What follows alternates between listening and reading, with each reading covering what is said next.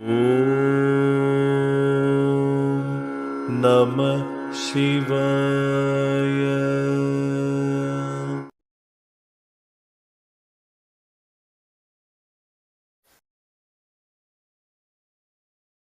ഇപ്പൊ ചോദിച്ച ചോദ്യം ജാഗ്രത. ഞാൻ ഇങ്ങനെ ഒരു വര വരച്ചാൽ അത് ജാഗ്രത ആണെങ്കിൽ ഇതിന് താഴെയും 2 തലമുണ്ട്, മുകളിലും 2 തലമുണ്ട്. അപ്പോൾ ആ ജാഗ്രത അവസ്ഥയിൽ നിന്ന് എനിക്കൊരു സെറോട്ടോണിന്റെ അളവ് കൂടുമ്പോൾ ഞാൻ പതുക്കെ മയങ്ങി വരും. അപ്പോൾ അത് ആ ഉറക്കം, നിത്യചൈതന്യ ഗുരുവിന്റെ ആ ഒരു ഭാഷയെ പറഞ്ഞാൽ ഉറക്കം നമ്മെ പിടികൂടുകയാണ്.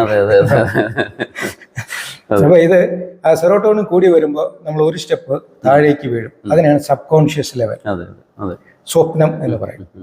അത് വീണ്ടും ഗാഢമാകുമ്പോൾ അത് ഒരു സ്റ്റെപ്പ് കൂടി താഴേക്ക് വീഴും. അതിനാണ് സുഷുപ്തി എന്ന് പറയുന്നത്. ജാഗ്രത, സ്വപ്നം, സുഷുപ്തി. അവിടെ നിന്ന് ഈ ജാഗ്രത അവസ്ഥയിൽ നിന്ന് പ്രകൃത്യാലല്ലാതെ നമുക്ക് അഭ്യാസവശാൽ ഉറങ്ങാം. അതാണ് യോഗനിദ്ര. അപ്പൊ ആ ജാഗ്രത അവസ്ഥയിൽ നിന്ന് നമ്മുടെ സിമ്പത്തറ്റിക് നെർവസ് സിസ്റ്റത്തെ നമ്മൾ അല്പം ഹൈജാക്ക് ചെയ്യേണ്ടതുണ്ട്. അത് പഠിക്കേണ്ടതാണ്. അപ്പോൾ ആ നെർവസ് സിസ്റ്റത്തെ നമ്മൾ ഹൈജാക്ക് ചെയ്യുമ്പോൾ അല്ലെങ്കിൽ കൺട്രോൾ ചെയ്യാൻ ശ്രമിക്കുമ്പോൾ ഈ സ്വപ്ന സമാനമായൊരവസ്ഥ നമുക്ക് ക്രിയേറ്റ് ചെയ്യാൻ പറ്റും. അത് ഈ ജാഗ്രതാവസ്ഥയിൽ നിന്ന് ഒരു സ്റ്റെപ്പ് മുകളിലേക്ക് ഉയരുക ചെയ്യുന്നത്. അതിനെയാണ് തന്ത്രാവസ്ഥ എന്ന് പറയുന്നത്. തന്ത്രം, ഇംഗ്ലീഷിൽ അതിനെ ട്രാൻസ്. അതൊരു മയക്കം പോലെയാണ്. ഇതാണ് അതിനെ, ആ തന്ത്രാവസ്ഥയെ പേഴ്സോണിഫൈ ചെയ്തിരിക്കുന്നതാണ് ശിവൻ. ശിവന്റെ കണ്ണ് ശ്രദ്ധിച്ചിട്ടുണ്ട്. അതേ നമ്മെ അല്ല നോക്കുന്നത്, അതൊരു പകുതി മയങ്ങിയതുപോലെ ഒരു ട്രാൻസിലിരിക്കുന്ന ഫീൽ ചെയ്യും. അത് ശാംഭവി ദൃഷ്ടിയാണ്. ഇത്രയേ ഉള്ളൂ, ശംഭുവിന്റെ ദൃഷ്ടി. ഇത് നമ്മളിൽ തന്നെയാണ്. അപ്പോൾ അത് ആ തന്ത്രാവസ്ഥയിലേക്ക് മനസ്സിനെ ഉയർത്തിയാൽ നമുക്ക് ഡിഫറെന്റ് ഡയമെൻഷൻസ് എക്സ്പീരിയൻസ് ചെയ്യാൻ പറ്റും. ഇപ്പൊ സ്വപ്നത്തിൽ നമ്മൾ എവിടെയെങ്കിലുമൊക്കെ പോണതായിട്ടോ ആരുമായിട്ടൊക്കെ സംസാരിക്കുന്നതോ ഏലിയൻസ് വരുന്നതായിട്ടോ കാണുന്നില്ലേ? സത്യത്തിൽ അത് റിയലാണ്. ഈ പ്രപഞ്ചം റിയൽ ആണെങ്കിൽ ആ സ്വപ്നത്തിൽ കാണുന്നതും റിയലാണ്. കാരണം ഈ പ്രപഞ്ചത്തെ ക്രിയേറ്റ് ചെയ്തത് എൻ്റെ മനസ്സ് തന്നെയാണ്. അതേ മനസ്സ് തന്നെയാണ് വേറൊരു ഡയമെൻഷനിൽ ഇന്ററാക്ട് ചെയ്യുന്നത്. അതേപോലെ നാം ഈ ജാഗ്രതാവസ്ഥയിൽ നിന്ന് ട്രാൻസിലേക്ക്, തന്ത്രാവസ്ഥയിലേക്ക് ഉയരുമ്പോഴും നാം കൺട്രോൾഡ് വേയിൽ ഡിഫറെന്റ് ഡയമെൻഷൻസുമായിട്ട് ഇന്ററാക്ട് ചെയ്യും. അതാണ് സിദ്ധി എന്ന് പറയുന്നത്. അവിടെ നിന്ന് വീണ്ടും ബോധപൂർവം ഒരു സ്റ്റെപ്പ് മുകളിലേക്ക് ഉയർത്തിയാൽ സുഷുപ്തി സമാനമായ ഒരവസ്ഥയിലേക്ക് മനസ്സെത്തും. അതാണ് തുരീയം. അപ്പോൾ സൂപ്പർ കോൺഷ്യസ്നെസ്. അപ്പോൾ കോൺഷ്യസ്നെസ്, സബ് കോൺഷ്യസ്, അൺകോൺഷ്യസ്, അവിടെ നിന്ന് തന്ത്രം, സൂപ്പർ കോൺഷ്യസ്നെസ്, അതിലേക്ക് എത്തുകയാണ്. അപ്പൊ ഇതാണ് ശരിക്കും നമ്മൾ ഈ 5 തലങ്ങൾ എന്ന് പറയുന്നത്. മനസ്സിനും 5 തലങ്ങൾ ഏവർക്കും സാധ്യമാണ്. അതിൽ 3 തലങ്ങൾ ജാഗ്രത, സ്വപ്ന, സുഷുപ്തി പ്രകൃതിയാൽ എല്ലാവർക്കും കിട്ടുന്നതാണ്. എന്നാൽ തന്ത്രവും അതീന്ദ്രിയവും അഭ്യാസ ബലത്താൽ നേടേണ്ടതാണ്. അപ്പൊ അങ്ങനെ നേടിയ ആൾക്കാരെയാണ്, ബുദ്ധിക്ക് അപ്പുറം പോയ ആൾക്കാരെയാണ് സന്യാസിമാർ, ഋഷിമാർ എന്ന് വിളിച്ചത്. ഋഷി എന്ന വാക്കിന്റെ അർത്ഥം തന്നെ ഇർക്കുകൾ ദർശിച്ചവനാണ്. ഇർക്ക് എന്ന് വെച്ചാൽ ഡിഫറെന്റ് ഡയമെൻഷൻസ്. മുകളിൽ ഹയർ കോൺഷ്യസിലേക്ക് പോകുന്നു, അതിലേക്കാണ്, അല്ലാതെ ആകാശത്തിലേക്ക്. അപ്പൊ നമ്മുടെ തന്നെ ഈ ജാഗ്രതാവസ്ഥയിൽ നിന്ന് ഹയർ കോൺഷ്യസിലേക്ക് പോകുമ്പോൾ ഡിഫറെന്റ് ഡയമെൻഷൻസ് നമ്മൾ റെക്കഗ്നൈസ് ചെയ്യുമ്പോൾ അതിനെയാണ് ഇർക്കായിട്ട് അവതരിപ്പിച്ചിരിക്കുന്നത്. ഡിഫറെന്റ് ഡൊമൈൻ എന്ന് വേണമെങ്കിൽ പറയാം. അപ്പൊ ആ പല പല എണ്ണിയാലൊടുങ്ങാത്ത ഡൊമൈൻസ് ഉണ്ട്. അതുകൊണ്ടാണ് നമുക്ക് എണ്ണിയാലൊടുങ്ങാത്ത മന്ത്രങ്ങളും ഉണ്ട്. മന്ത്രങ്ങൾ ദർശിക്കുന്നവരാണല്ലോ ഋഷി. അവൻ അത് ദർശനമാകുകയാണ്. ദർശനം എന്ന് പറഞ്ഞാൽ ആന്തരികമായൊരു ദർശനമാണ്. അവരെയാണ് ദാർശനികൻ, ഋഷി എന്ന് പറയുന്നത്. യഥാർത്ഥത്തില് ഇത് പച്ച മലയാളത്തിൽ പറഞ്ഞ ഭ്രാന്താണ്. തീർച്ചയായിട്ടും. അല്ല, കാരണം ഞങ്ങൾ സൂഫിസത്തിന്റെ 1-2 സെഷൻസ് ചെയ്തിട്ടുണ്ട്. അപ്പൊ അതിൽ മസ്ത് എന്നാണ് പറയുന്നത്. മസ്ത് എന്ന് പറയുമ്പോൾ മതം. അപ്പൊ നമ്മൾ ഈ മതത്തിന്റെ പിറകെ ഓടാതെ ഞങ്ങളതിൽ പറഞ്ഞു മതം ഉണ്ടാക്കുക, മതത്തിലേക്ക് പോവുക എന്ന് പറയും. ഇപ്പൊ കാലടി മസ്താനും അങ്ങനെയുള്ള ഒരുപാട് ആളുകൾ ഈ മസ്ത് എന്ന് പറഞ്ഞൊരു അവസ്ഥയുണ്ട്. അപ്പം പരമഹംസ യോഗാനന്ദൻ, ശ്രീരാമകൃഷ്ണ പരമഹംസ ദേവനും അദ്ദേഹത്തിനും ഇതായിരുന്നു, മസ്തായിരുന്നു.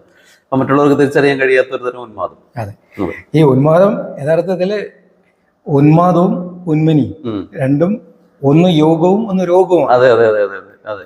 അപ്പോൾ ഈ പറയപ്പെടുന്ന രാസവ്യതിയാനങ്ങൾ, തലച്ചോറിനകത്തെ രാസവ്യതിയാനങ്ങൾ സംഭവിപ്പിക്കുകയും ചെയ്യാം, അത് സംഭവിക്കുകയും ചെയ്യാം. ഒരു നിയന്ത്രണവുമില്ലാതെ സംഭവിക്കുന്നതിനെയാണ് രോഗം, മനോരോഗം, മനോവിഭ്രാന്തി എന്ന് പറയുന്നത്. എന്നാൽ ബോധപൂർവം അതിനെ സംഭവിപ്പിക്കുന്നതാണ് യോഗം, തന്ത്രം എന്ന് പറയുന്നത്.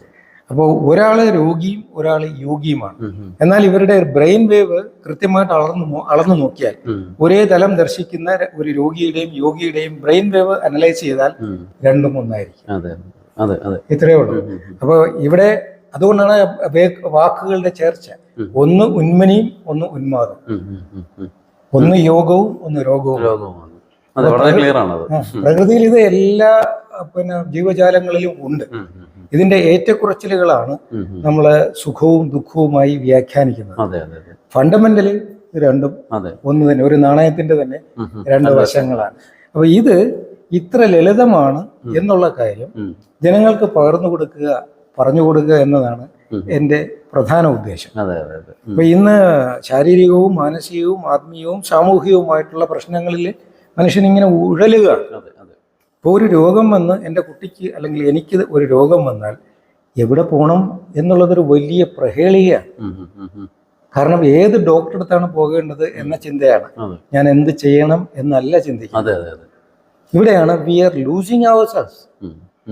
ഈ ആധുനിക ലോകത്ത് അതിൻ്റെ ബൗദ്ധികമായ ബഹളങ്ങളിൽ we are losing our self, സ്വയം നഷ്ടപ്പെടുകയാണ്. ഈ സ്വയം നഷ്ടപ്പെടുമ്പോൾ ഉണ്ടാകുന്ന ഒരു അങ്കലാപ്പ്, അതാണ് ഇന്ന് സ്ട്രെസ് എന്ന ഓമന പേരിൽ അറിയപ്പെടുന്നത്.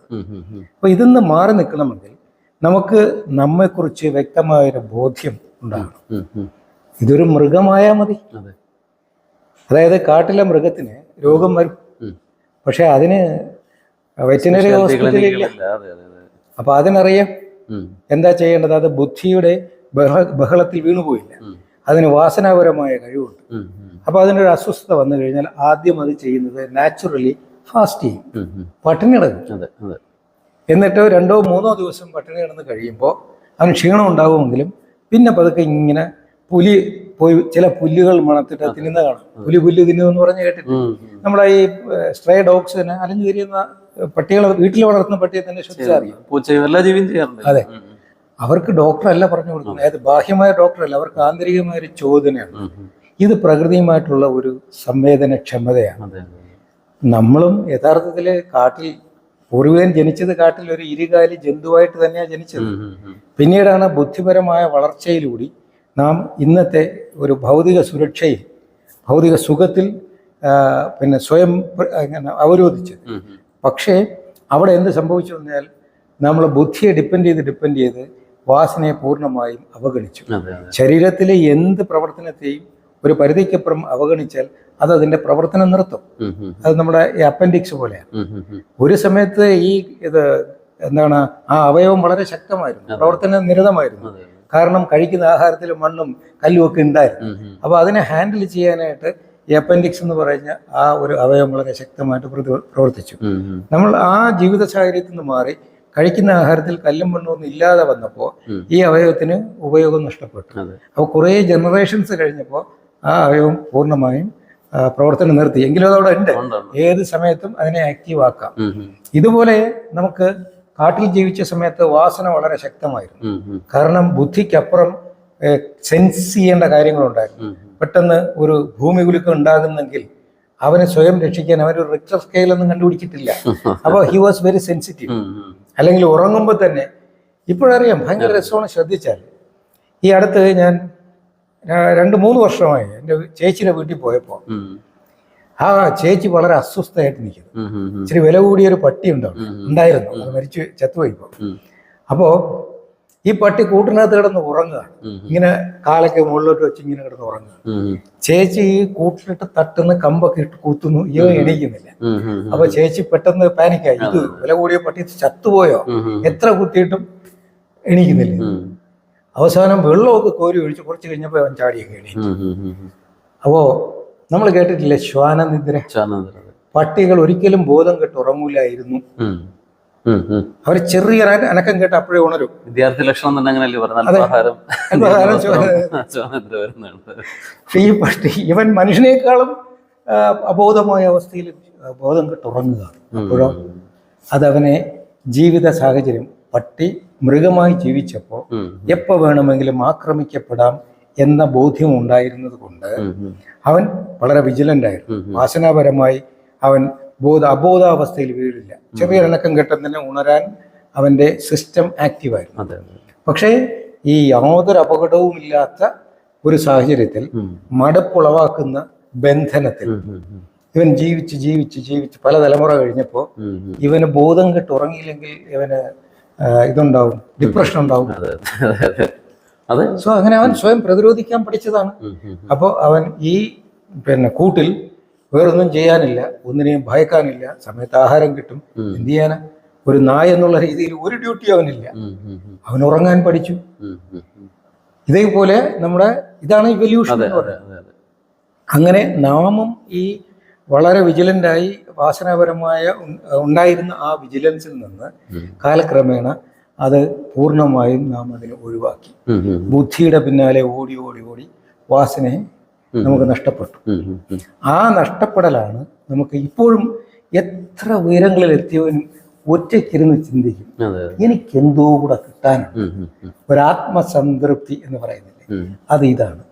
അപ്പൊ ഈ വാസനാപരമായ കഴിവ് വളർന്നാൽ നമുക്ക് ഏത് രോഗം വന്നാലും ഫാസ്റ്റ് ചെയ്ത് കഴിയുമ്പോൾ ഒരു ഗ്ലാൻഡ് ആക്റ്റീവായി ഈ പട്ടിയോ പുലിയോ ഏതെങ്കിലും പോയി അതിന് അനുഗുണമായ ഒരു മരുന്ന്, ചില സമയത്ത് അത് പുല്ല് തിന്നും, ചില സമയത്ത് ചില ചെടികൾ മരങ്ങളുടെ ഈ ബാർക്ക് കടിച്ചു തിന്നും, ചിലപ്പോൾ മണ്ണ് തിന്നും. ഇതെല്ലാം മരുന്നാണ്. അപ്പോൾ അവസരോചിതമായത് ഉപയോഗിക്കാൻ ഈ വാസനയാണ് നിയന്ത്രിക്കുന്നത്. ഇന്ന് ആധുനിക മനുഷ്യന് നഷ്ടപ്പെട്ടത് ആ വാസനയാണ്. അതിനെ സാധനയിലൂടെ ബുദ്ധിയുടെ തലത്തിൽ നാം വ്യാപരിക്കുമ്പോഴും അതിനെ പരമാവധി എക്സ്പ്ലോർ ചെയ്യുമ്പോഴും നമുക്ക് അന്യമായിക്കൊണ്ടിരിക്കുന്ന ആ വാസനാബലത്തെ കൂടെ ശരിക്കും റിവൈവ് ചെയ്യുക അല്ലെങ്കിൽ റിട്രീവ് ചെയ്യുക. അതിനാണ് യോഗം എന്ന് പറയുന്നത്. അപ്പോൾ ബുദ്ധിയുടെ കേന്ദ്രമായ തലച്ചോറിനെയും വാസനയുടെ കേന്ദ്രമായ ഹൃദയത്തെയും കൂടി യോജിപ്പിക്കുക. The union between the brain and heart through the medium of lungs, പ്രാണൻ. ഇതാണ് യഥാർത്ഥത്തിൽ യോഗം. അങ്ങനെ ഒരു ചിട്ട, ഒരു സാധന മാർഗം നമ്മൾ അഡോപ്റ്റ് ചെയ്താൽ ഒരു 24 മണിക്കൂറുള്ള ഒരു ദിവസത്തിൽ 60 നാഴിക, അതിൽ ഓരോ മണിക്കൂറിൽ നിന്ന് ഓരോ മിനിറ്റ് എടുത്താൽ 1 നാഴിക കിട്ടും, 24 മിനിറ്റ്. ആ 24 മിനിറ്റ് നമുക്ക് ബോധപൂർവം ഈ തലച്ചോറിനെയും ഹൃദയത്തെയും കൂടി യോജിപ്പിക്കാൻ ശ്രമിച്ചാൽ ഇന്ന് നാം കാണുന്ന സർവ ഭയങ്ങൾക്കും അസ്വസ്ഥതകൾക്കും പരിഹാരമാവും. വളരെ സിമ്പിളാണ്. ഈ സിമ്പിളായിട്ടുള്ളൊരു കാര്യത്തെ പണ്ട് ഈ നാമജപവും പ്രാർത്ഥനയുമായിട്ടൊക്കെ നമുക്ക് അവതരിപ്പിച്ചിട്ടുണ്ട്. അതും പിന്നെ പറഞ്ഞ് ഗ്ലോറിഫൈ ചെയ്ത് കുളമാക്കിയെന്ന് ഞാൻ പറയാം. പക്ഷെ ഇതിൻ്റെ ശാസ്ത്രീയമായ ഒരു പ്രയോഗം നമുക്ക് സ്വയം അഡോപ്റ്റ് ചെയ്യാനും നമുക്ക് പ്രിയപ്പെട്ടവർക്കും പരിചയമുള്ളവർക്കും ഒക്കെ പറഞ്ഞു കൊടുക്കാനും കഴിഞ്ഞാൽ അതൊരു വലിയ പുണ്യമാവും. എപ്പോഴും ദുഃഖിക്കുന്നവന് അതിൽ നിന്നൊരു പരിഹാരം പറഞ്ഞു കൊടുക്കുക എന്നുള്ളതൊരു വലിയ കാര്യമല്ല. ആ അർത്ഥത്തിൽ ഈ ആശയത്തെ അവനവന്റെ ഉള്ളിൽ കുടികൊള്ളുന്ന ആ ഒരു അനന്ത ചൈതന്യത്തെ ഉണർത്തി അതിൽ ആനന്ദിക്കാനും അതിൽ ആശ്രയിക്കാനും പഠിപ്പിക്കുക എന്നുള്ളതാണ് സത്യത്തിൽ ഇപ്പോഴത്തെ ലക്ഷ്യം. അതെ അതെ അതെ. അപ്പൊ ഈ ഇന്റിമസി എന്നുള്ള പേര്, ഇന്റിമസി എന്ന് പറയുമ്പോൾ അതിൽ India is going to be the guiding light for the whole world. അപ്പോൾ ഈ ഇന്ത്യ എന്ന വാക്ക് ഉണ്ടായത് ബ്രിട്ടീഷുകാരിൽ നിന്നാണെന്നാണ് ഒരു പൊതു ധാരണ. സത്യത്തിൽ അങ്ങനെയല്ല. നമുക്ക് ഹിന്ദു മാർഗികളും ഹിന്ദു മാർഗികളും ഇങ്ങനെ 2 ഡയമെൻഷൻ അല്ലെങ്കിൽ 2 തലമുറയോ അങ്ങനെ പറയാൻ പറ്റില്ല, 2 വിഭാഗം ഇവിടെ ഉണ്ടായിരുന്നു. ശാഖ അതായത് സൂര്യവംശ രാജാക്കന്മാരും കേട്ടിട്ടുണ്ടാവും, ചന്ദ്രവംശ രാജാക്കന്മാർ, ഇങ്ങനെ 2 തലങ്ങളാണ്. അതേ ഇവിടെ ഉണ്ടായിരുന്നുള്ളൂ. ഈ മതമൊക്കെ പിന്നീട് വന്നതാണ്. ഇപ്പൊ നേരത്തെ പറഞ്ഞില്ലേ മതം, ഈ മതം എന്ന വാക്കിന്റെ യഥാർത്ഥ അർത്ഥം അഭിപ്രായം. മനസ്സിലായില്ലേ? അപ്പൊ എനിക്ക് എന്നെക്കുറിച്ച് ഒരു കൃത്യവും വ്യക്തവുമായ ഒരു അഭിപ്രായം ഉണ്ടെങ്കിൽ ഞാൻ അതിൽ ഉറച്ചു നിൽക്കും. എനിക്ക് ആ അഭിപ്രായം ഇല്ലെങ്കിൽ നാട്ടുകാർ മുഴുവൻ എന്നെ കുറിച്ച് അഭിപ്രായപ്പെടും. അതൊരു പ്രപഞ്ച സത്യമാണ്. അപ്പോൾ ഓരോരുത്തർക്കും അവരെ കുറിച്ച് വ്യക്തവും ശക്തവുമായ ഒരു അഭിപ്രായം ഉണ്ടായിരിക്കും. ഇല്ലെങ്കിൽ എനിക്ക് സംശയം വരും. ഞാൻ നാട്ടുകാരുടെ മുഴുവൻ നടന്നു ചോദിക്കും, ഞാൻ കുറിച്ച് നിനക്കെന്ത് തോന്നുന്നു. അപ്പൊ അവന് ഒരു കാരണവശാലും അവനെ പോലെ ഇഷ്ടം എന്നെ കുറിച്ച് വരില്ലല്ലോ. അപ്പൊ അവന്റെ അഭിപ്രായം പ്രകടിപ്പിക്കുകയാണെങ്കിൽ അതെന്ത് നീ എന്നെ കുറിച്ച് അതാണ് ഇന്നത്തെ മതം. സത്യത്തിൽ പഴയ മതം ഈ രണ്ട് അഭിപ്രായങ്ങളായിരുന്നു ഉണ്ടായിരുന്നത്. ഒന്ന് സൂര്യ മാർഗവും ഒന്ന് ചന്ദ്രമാർഗവും. സൂര്യവംശികളൊന്നും ചന്ദ്രവംശികളും അത്രേ ഉള്ളൂ.